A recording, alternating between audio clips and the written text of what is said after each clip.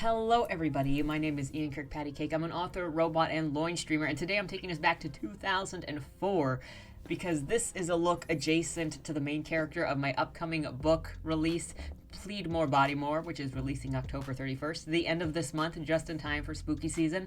But before we get started talking about my book and answering a couple questions that relate to a new release tag, I'd like to mention a couple of things. Number one, if you enjoy what I do on this channel, please remember to like, share, and subscribe. Number two, if you would like to be featured on this channel, check out the links down in the description below. Number one is lmfao, which is the monthly prompt contest here on the channel where I give you guys a prompt, you answer it to the best of your abilities or just have fun, experiment, do whatever, and then we read them here on the channel in the first Monday video of the month and just bask in everybody's greatness. The other way to be featured here is if you're an indie author and would like to expose this audience to your book, just submit your first chapter and your cover.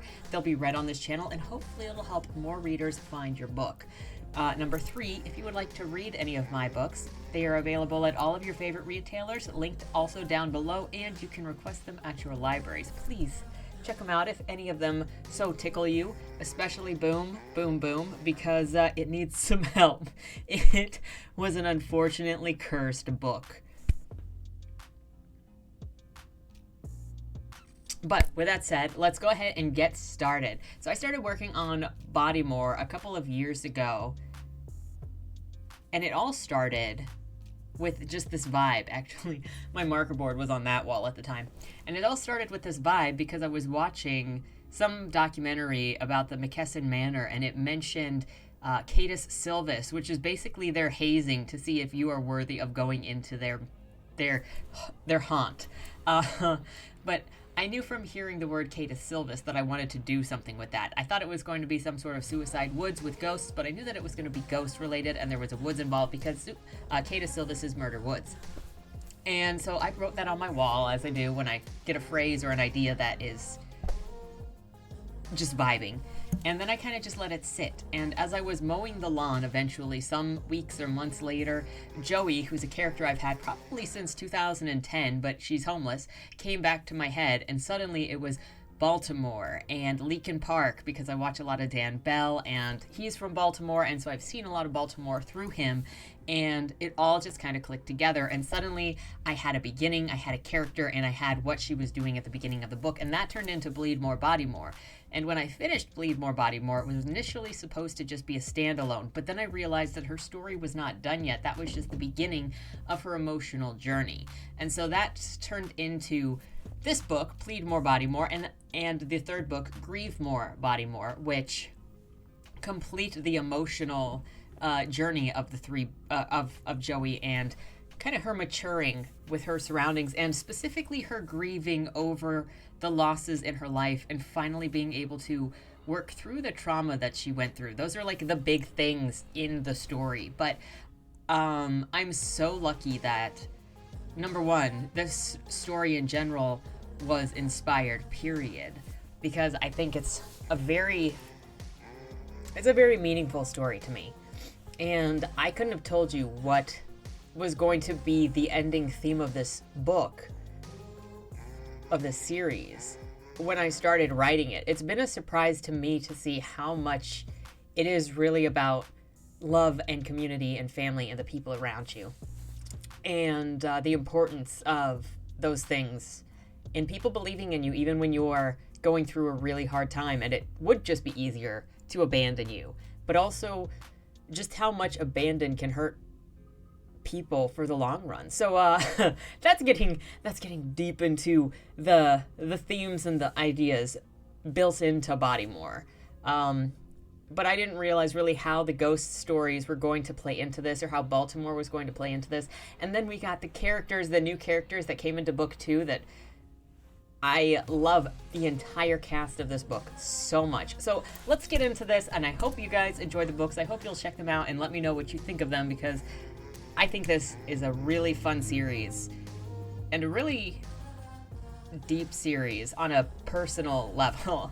So with that said, jumping into the questions. Number one, what is the book called? Well, I've said it a couple of times now, but Plead More, Bodymore is the second book in the Bodymore series, with the first being Bleed More, Bodymore, and the third going to be Grieve More, Bodymore.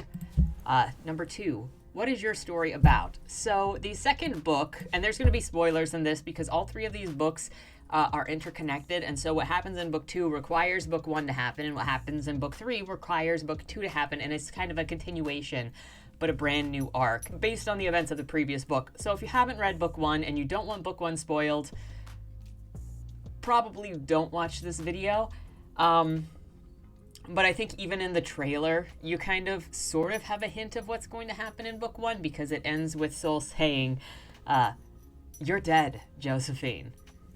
Anyway, so Plead More, Bodymore is Joey's dealing with her being dead and everything that comes with that, because there's this whole thing about vengeful ghosts and the rage that eats away inside of you and rots your soul and creates just anger and resentment and destruction.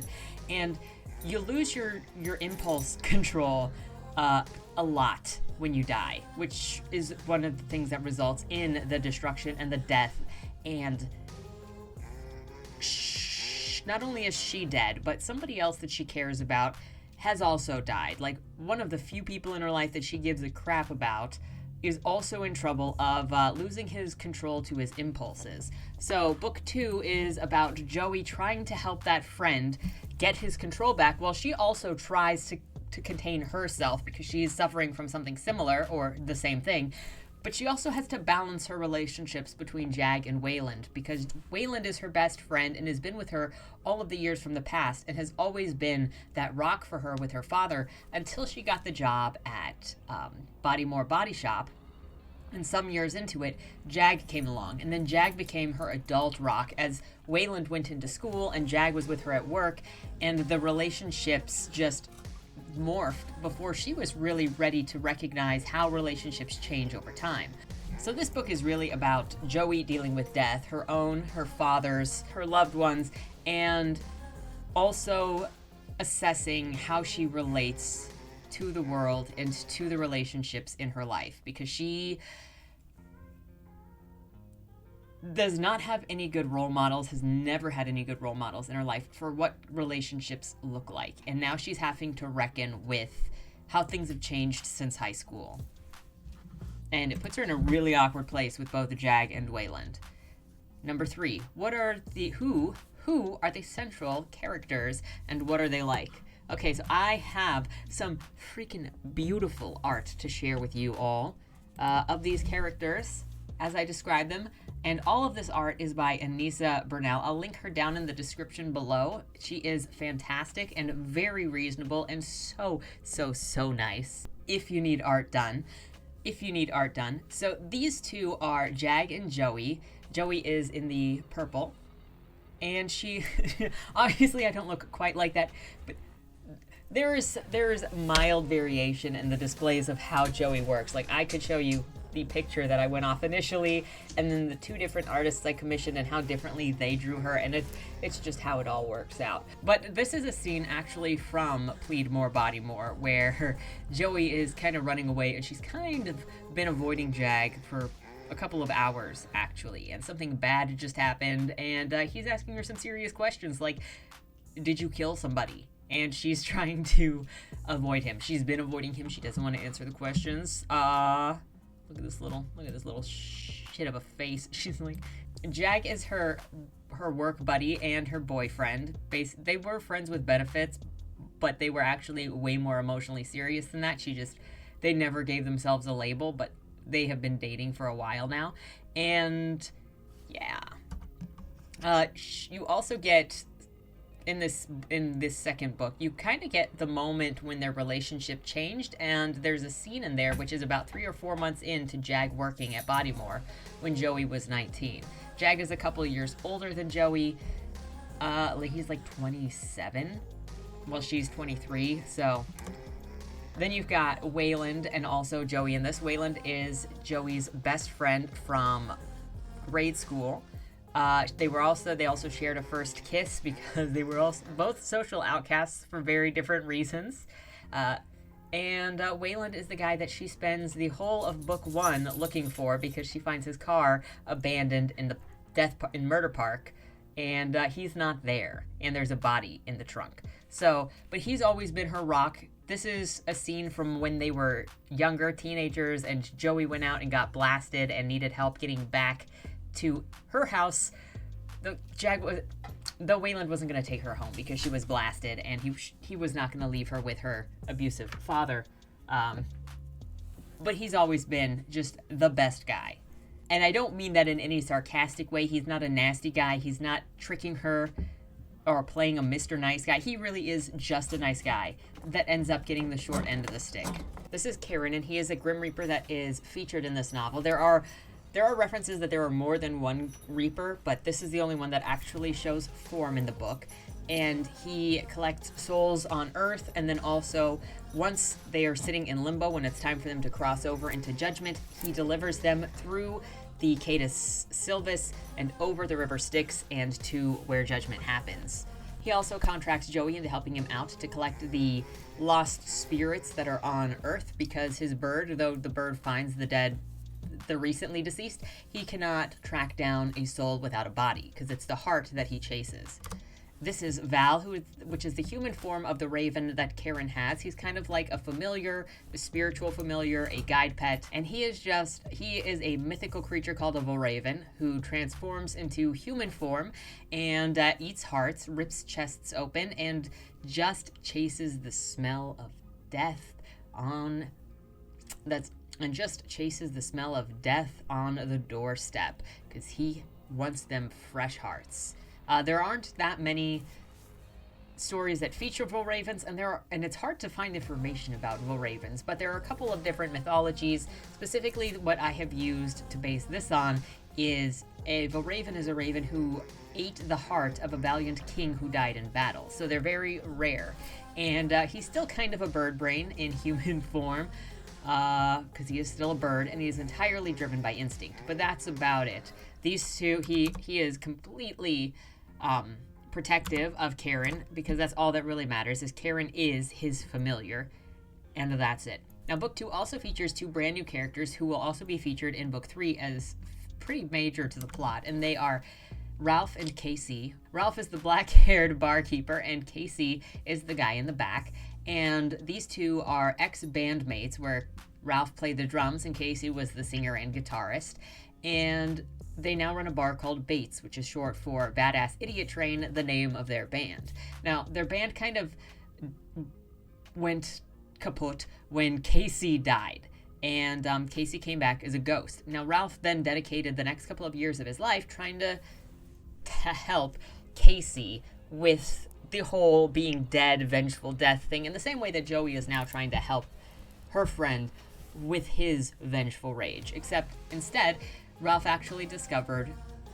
the ability to become a medium, and that is to create a contract with the afterlife and actually procure some of the powers that the cogs have.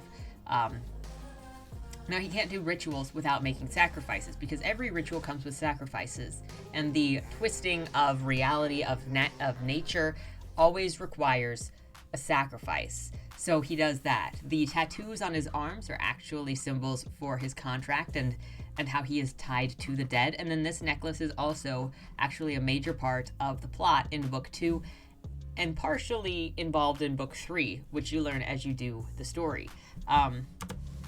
Casey also runs rituals in the back room at his bar, and when he does so, you'll see that his eye actually changes color to match Karen's, when normally his eyes are gray.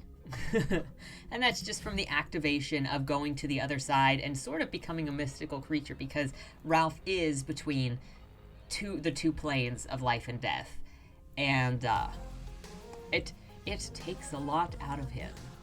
The two of them have a beautiful relationship, and they showcase a sort of relationship that Joey needs to see, which is unconditional love, and just like somebody else's self-sacrifice, why people self-sacrifice for others, even at their own expense. And Ralph does this for people that are not just people he cares about, but he's devoted his entire life to this altruism of trying to help the ghosts of Baltimore to find peace and to stop destruction, and if they want to stick around, to become more like Casey, to give them the shot that they need to accomplish what they want without being totally driven by those impulses of destruction. But it also doesn't work necessarily that way, because a lot of ghosts don't want that help once they have gone that far.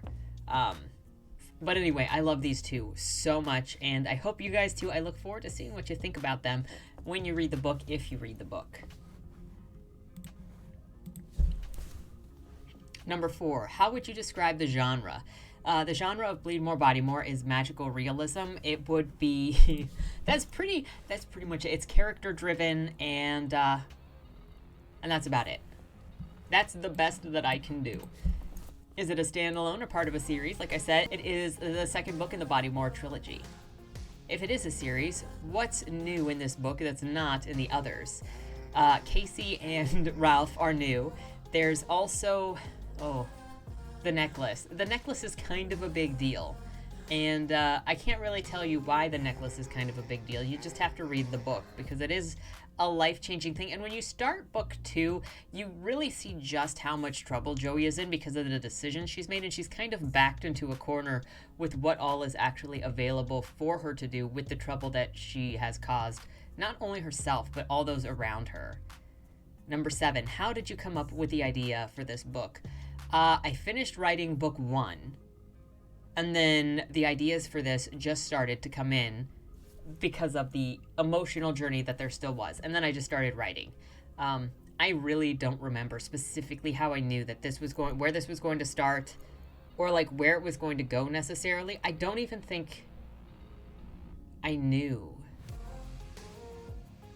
what the climax of this was going to. No, I did not know where the climax of this was going to be, because I skipped writing the last couple of chapters in the first draft because I didn't know very much what I was doing the first time around.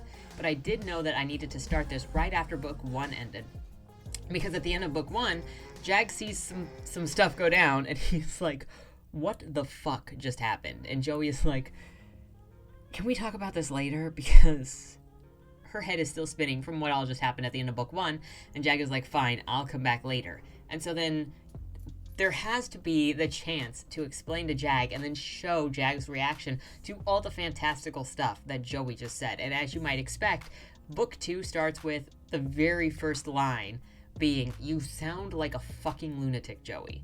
Because this is all really crazy. Honestly, not a ridiculous reaction on Jag's part. Number 8, is there a central theme that you either wrote about or discovered as you wrote? It's forgiveness, grief, and love are in general, I think, the themes of this book, and I think they start coming out more in this book and in the third book. I think the first book is more about overcoming trauma and escaping the ghosts that are tying you back from your childhood, and then this one is, now that she is free from the ghosts of her past and the traumas that held her back, it's growing up into seeing how she relates to the people around her. Number 9, what was the process like for writing this book? How long did it take? So typically, if I'm actually doing what I'm supposed to do within the way that I do my writing routine, I can get a first draft done in 3 to 4 months. And then after that, I try to do a revision within 1 month. And then if I need another revision, I try to do that within another month. Like right now, since I'm working on Bodymore 3, I actually did still hit the goal of finish that first draft in 3 months. And I just started the revision of Bodymore 3 at the beginning of this month. And I'm already 36,000 words into that revision, so I should be on track to finish a first revision by the end of this month. And then I may or may not do a second revision. It depends on how the climactic chapters of this book go, because I skipped them kind of like I skipped them for Bodymore 2. So Bodymore 2 is I skipped the climactic chapters because I wasn't entirely sure what I needed to do. Actually, I was. No. Yeah, I skipped the climactic chapters because I wasn't entirely sure what needed to happen there, because I didn't write some previous chapters correctly in order to set up the future. So I wrote the very last chapter, but the climactic chapter where like the action is taken with the technical antagonist of the story, I couldn't write because it wasn't set up correctly. So I skipped those, started back at the front of the book, and my revision process is literally rewriting every chapter word for word with the reference on this side and just rewriting and changing as I go. And always the character stuff amps up, I change interactions, I do this and that, which is why I rewrite it instead of spot edit, because it gives me more room to change stuff as I go. And then I completely rewrote chapter 2. I rewrote in a completely different location with a completely different stake. And I think I rewrote a chapter in the second act as well, because that was also placed in the wrong location. And by waiting to do those climactic chapters until I rewrote those earlier chapters, I was actually able to set up exactly what I needed for those skipped climatic chapters, wrote those, and since those were first drafts and so were those earlier chapters, I did a second revision, so a second complete rewrite of everything. And then I got to editing, and I do multiple passes of editing, usually with the different things in mind, line edits and paragraph edits, because Joey tends to talk in run-on sentences, and so then she'll get super long paragraphs. And so sometimes I do a read-through that is just finding places to drop a paragraph in. And yeah, I remember chapter 3 of this book was my nemesis for a little while because it was such a struggle, and I don't remember why. Was that the bar chapter? It might be the bar chapter. It has to be the bar chapter. Which was super cringy first time around. So in the future, if you hang out on this channel, I do plan to do a comparison and sort of walk you through the major changes that I did between draft 1 and revision, and possibly like how the book ended. This will probably come in November because I do want to let Bodymore come out first before I do the video that's going to just like spoil literally everything inside of it, in case you wanted to read the book yourself before I get into this is how it was and this is how I changed it and this is how it ended up. So keep an eye out for that if you would like to see the sort of process that I went through visually as I show you my cringy manuscripts. Because the first drafts are, bro, I don't show anybody my first drafts. But they do their job, which is they show me what the plot line of the book is. Yeah. 10. What surprised you or changed the most during revision?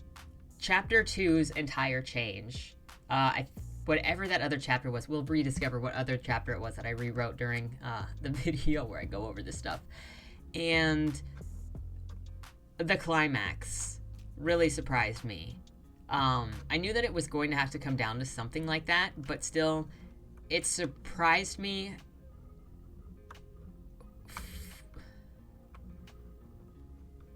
with how that was the decision that had to be made. And I think it surprises me too that it can end so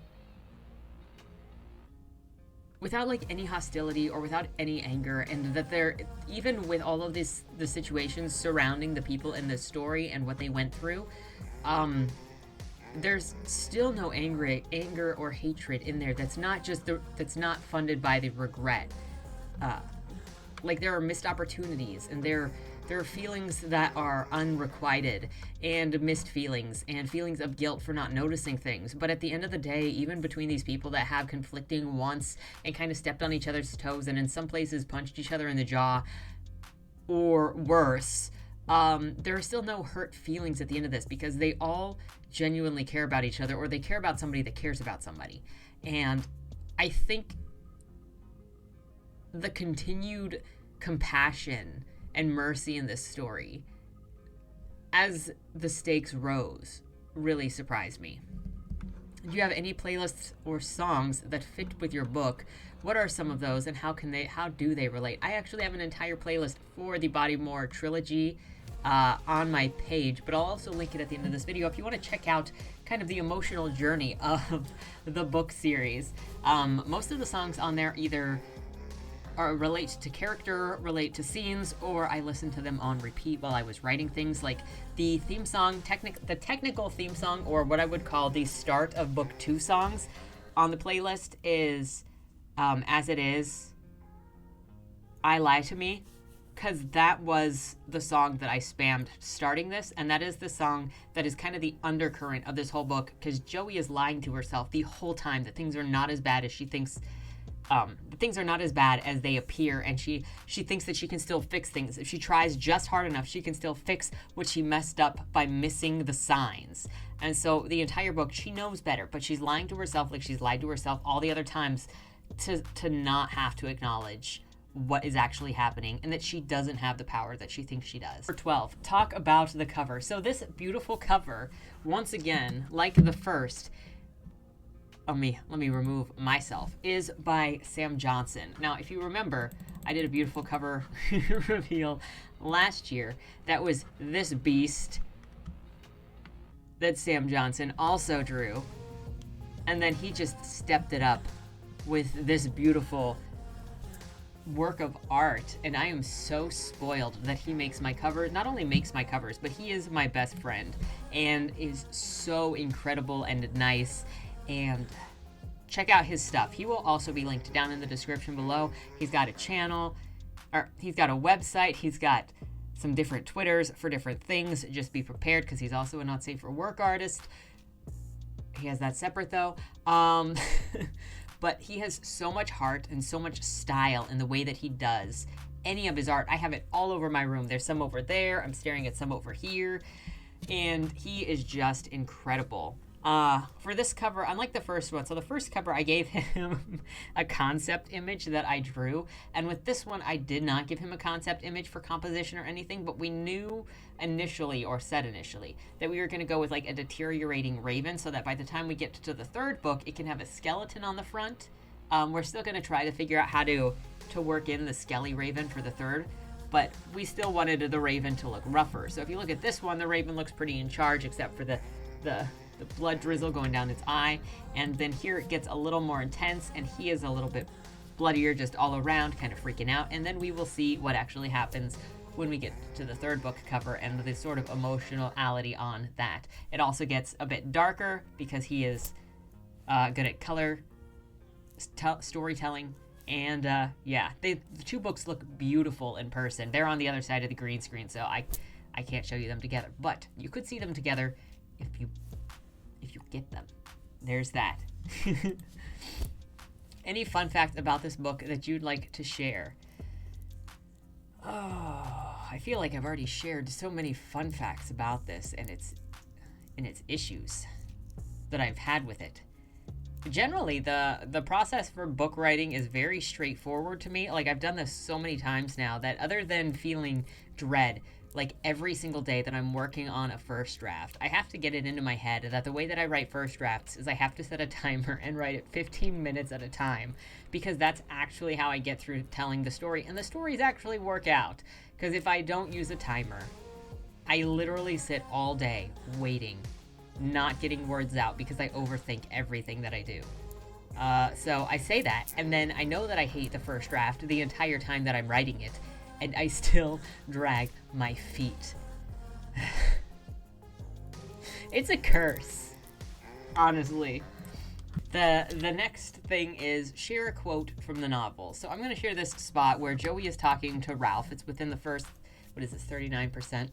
And Joey is learning sort of about the spoopy things. You're getting some background information about how the lore of ghosts work in this place, because Ralph is obviously supernatural in his own right now and knows a lot of things that the common man does not know. You'd be surprised by the number of spirits who don't realize they're no longer experiencing life, but the world through a lens of regret.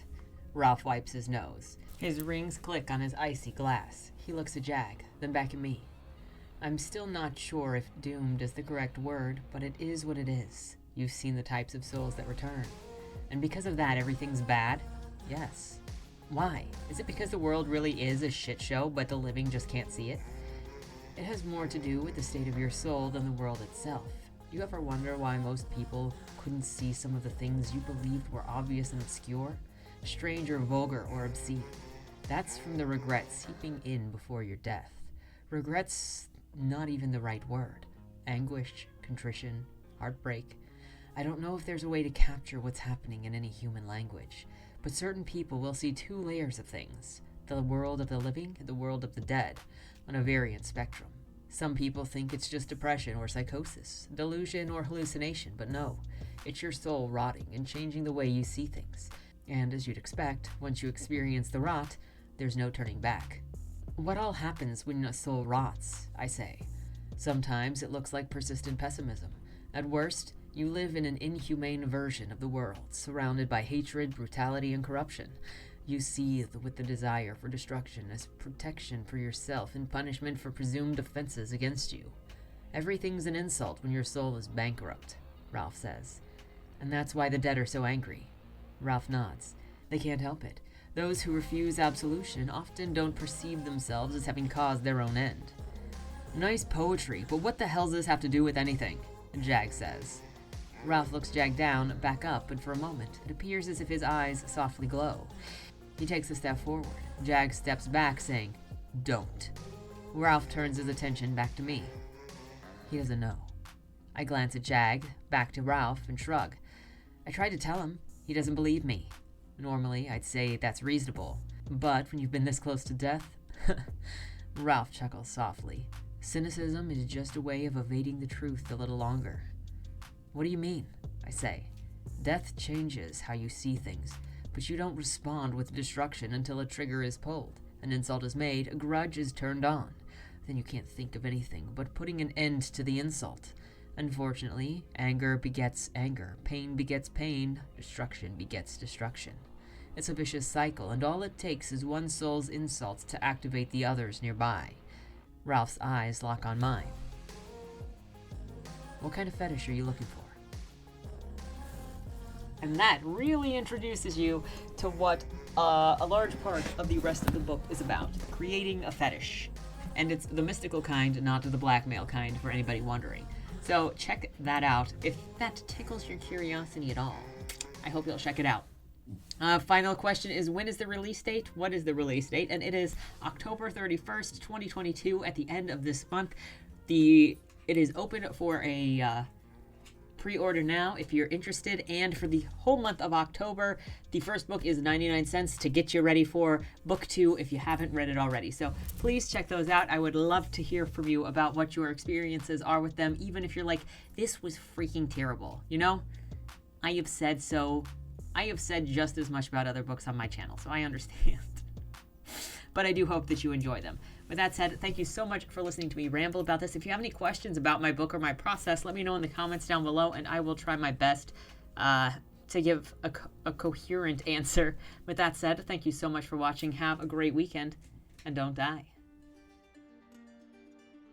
Was that Wayland Cross in the trunk? Do you know, or is that something that's still being figured out? The person in the trunk was not Wayland Cross. Is he in trouble? We don't know who did it, but as the owner of the car, the longer he's missing, the worse it looks for him. Cross isn't a killer. For the last couple of years, the average number of murders in Baltimore has been over 300, and it's been going up. Mind you, that's only whatever the badges count as official murder, and believe me, there are people that don't count when they die. Wayland? If you're down here, tell me. I'm not talking to the badges, I've been looking for you. They found a body in your trunk. Why? Did you do that? To the left, plain black letters read along the wall. You walked in the corridor. Once that ends, you chose the dark is on the right. My vision goes blurry, flickers black and black and black for longer intervals until I can't see anything at all. I'm not screaming anymore, but my voice echoes back to me. Where the hell am I? You're dead, Josephine. Even smart people do stupid shit sometimes, right?